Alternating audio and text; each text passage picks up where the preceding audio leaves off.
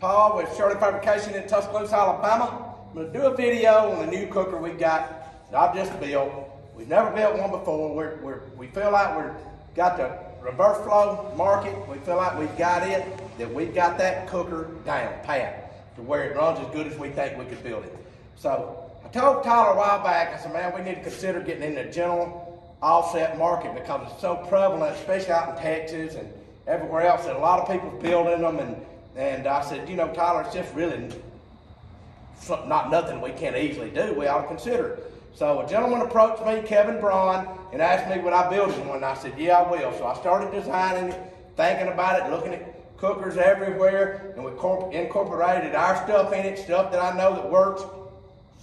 I hear about, you know, people in fluid flow and dynamics and all that. They paid X number of dollars to be taught that. I got it for free in the refinery because we do process chemistry which has to do with flow and, you know, pumps and discharge and suction, net, positive suction head, all those things have to be, you know, the gravity of what we're running versus the pump size versus the discharge. If discharge too big, it won't work right, blah, blah, blah, blah, blah. So you incorporate all that into a cooker, and I got paid to learn that. So that's great. I learned from the great guys.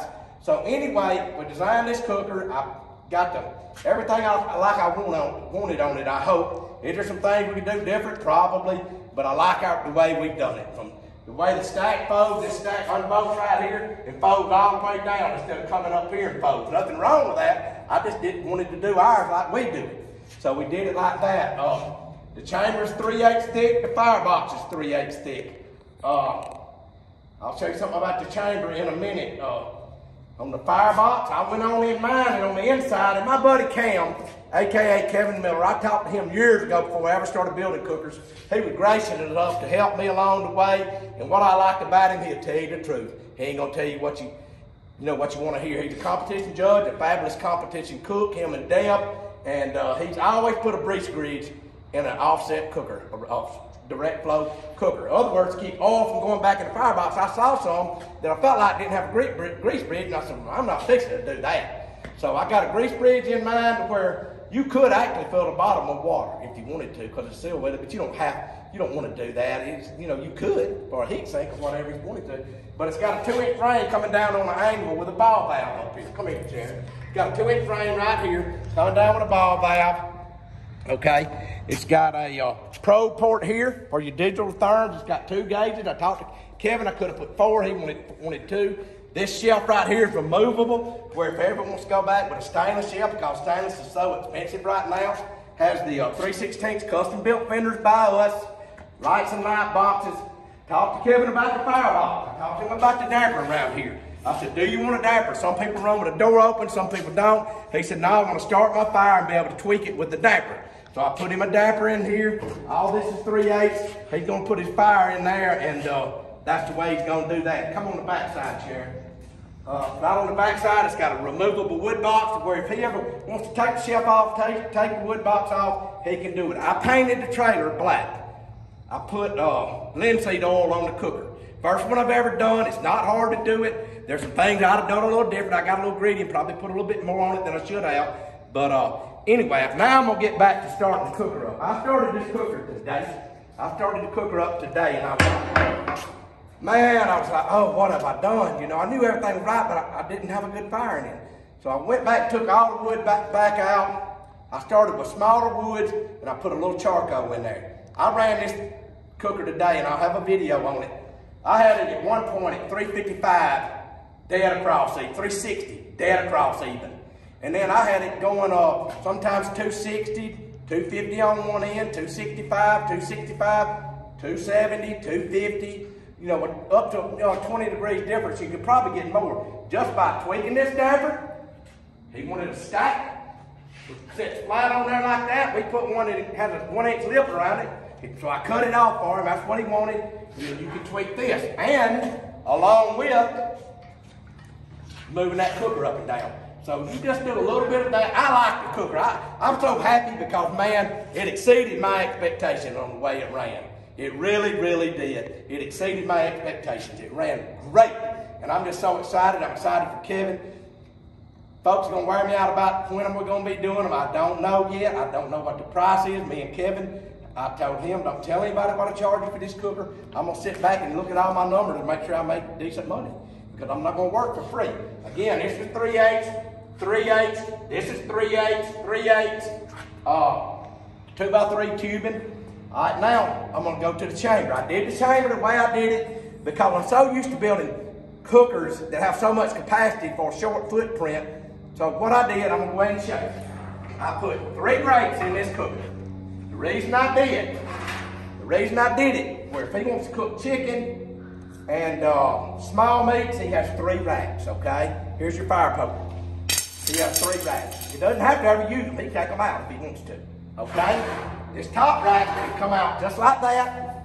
Now I did this because that's what I wanted to do, okay? This top can come out. He can stand everything up he wants to and do his thing.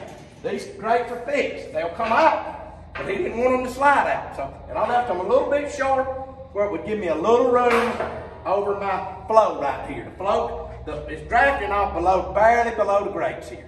And I may change that a little bit, but it seems like it ran perfect today. But you can take this top grate now, the top grate, and put on the second shelf, okay? Then you can put butts on either shelf, bigger meats on either shelf. That's just the way I did it. I didn't have to do it that way. He may never use nothing but the bottom grate. But he did ask for 2 grates and the top grate to slide out. So much, not enough room, so I built 3, and then you can do your thing however he wants to. So I you know, me personally, I like that. I do. Look at that. That's a good video right there. Tell you what, I'm tired today. Went to the doctor this morning real early. I got 2 shots and 3 prescriptions. Called into the refinery. I don't normally do that, but I feel real good. I got that Roseca and another shot of steroid, and I feel good. I'm probably gonna feel bad later tonight, but I'll be at the refinery in the morning. But that's the way that thing's set up. I have gaskets on my door. I have a little drip bar on the door right here. Let me tell you, when I fired it up, there's a little bit, when you first fired up, initially, there's a little bit of smoke coming out, just seeping out, just when you fire it up. Once it gets up to temperature equals pressure, right? Pressure, and once you open that, the draft starts, right? It started sucking, no more leakage. And really, once this thing coats up and cooks on it some, you probably won't get any anyway. I put gaskets on it, that's what I wanted to do. Probably didn't have to, but that's what I did. Again, this is a 24x48, 3/8, collector plate draws off just up under the bottom grate, but it's a big collector plate. I could change that a little bit, but I don't think I'm gonna have to. The stack is about 48 inches tall, because it comes down through here and it stops just shy of this. So it's not quite 40, well, yeah, the stack would be 48 because you account for that going down. It's about 4 foot long. Come over here, Sharon. It's got the linseed oil on it. First one I've done. Now I might can do some things different. That'll wipe off. Actually, I see this now. But look at the welding on here. All the welds on this cooker. We didn't flap or weld any of these off. We did on the front for the guys. I told them not to. But I'm gonna grab the camera from Sharon. But you see all of our welding. It's gonna be about as slick as you can get. It's just gonna be really, really neat, really, really nice. You know, and it's not important to a lot of people. I understand that. But it's very, very, very, very important to me. Because if they'll do good on that, they'll do the good on the rest of it. You know, you don't want to shortchange anybody. You just don't want to do it. You know, you put your hands on there, it's as slick as glass, man. And it's not hard to do. It just takes some skill. You know, anybody can do it. It just takes some skill, some practice. I'm going to give the video back to Sharon. How long are we on? 9 minutes and 13 seconds. I put this handle on there, wasn't initially on there. I went back and put it on there. I just thought it would help in lowering the stack down. You know, I felt like it did. Anyway, again, I like the way, I said, Tyler, come up with something for the fold good. He put this on there. We have the big hinges up here with grease fittings. Some guys do other things with rod and stuff, and that's fine. I wouldn't mind doing that. I've never tried it. But this work, we've been successful doing that, so why not just keep doing that? Let me see.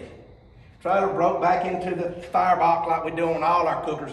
And I'm gonna tell you, the top grate on this cooker is 6. We have 2 grates. I mean, the top grate is one grate. It's 16.5 inches by 41.5 inches, okay? The middle grate is 20 inches by 41.5 inches. So the middle will not go on the top, but the top will go on the middle, okay? The bottom two grates are 22 by 22. And I left about, if you spread them apart, you'd have about that far between them because I want to be able to butt them up, slide them towards the firebox and leave a little gap back there. But the neat thing about this cooker, I'm gonna have me one. You know, I've never ran a general offset, but man, it excited me. But guys come through here, I just thing drafted, I said, good Lord, man, that thing's something like a choo-choo train, a vacuum cleaner. Yeah, it is. But I like the fact that the way you can tweak it, you know, just by making some little moves. The thing about it, the firebox is big that you can slide the fire way on back here if you want to, depending on what you want. How hot do you want to cook? Different areas, different temps. So I'm very, very, very proud of it. I'm excited. It's not rocket science to do that. I knew we could do it. I knew we would do it one day. Tyler's gonna make some drawings, I think, tomorrow. He's really good at drawing on some of this stuff, and he will have that. Again, it's no fire basket inside in there.